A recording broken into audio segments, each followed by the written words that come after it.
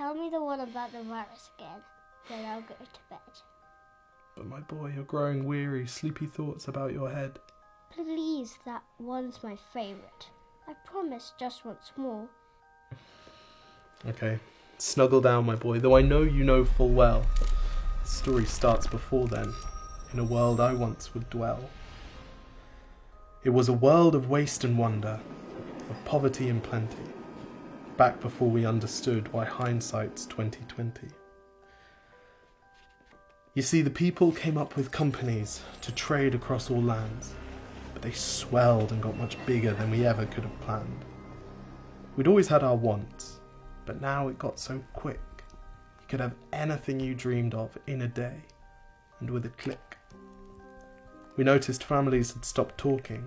That's not to say they never spoke, but the meaning must have melted, and the work-life balance broke. And the children's eyes grew squarer, and every toddler had a phone. They filtered out the imperfections, but amidst the noise, they felt alone.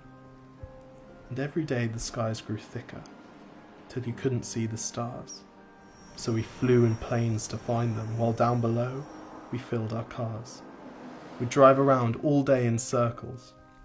We'd forgotten how to run. We swapped the grass for tarmac, shrunk the parks till there were none. We filled the sea with plastic, because our waste was never capped, until each day when you went fishing you'd pull them out, already wrapped. And while we drank and smoked and gambled, our leaders taught us why.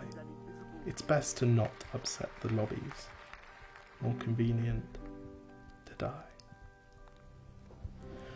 But then in 2020, a new virus came our way. The governments reacted and told us all to hide away. But while we all were hidden, amidst the fear and all the while, the people dusted off their instincts. They remembered how to smile. They started clapping to say thank you and calling up their mums. And while the car keys gathered dust, they would look forward to their runs. And with the skies less full of voyagers, the earth began to breathe, and the beaches bore new wildlife that scuttled off into the seas. Some people started dancing, some were singing, some were baking. We'd grown so used to bad news, but some good news was in the making. And so when we found the cure, and were allowed to go outside, we all preferred the world we found to the one we'd left behind. Old habits became extinct, and they made way for the new, and every simple act of kindness was now given its due. But why did it take a virus to bring the people back together?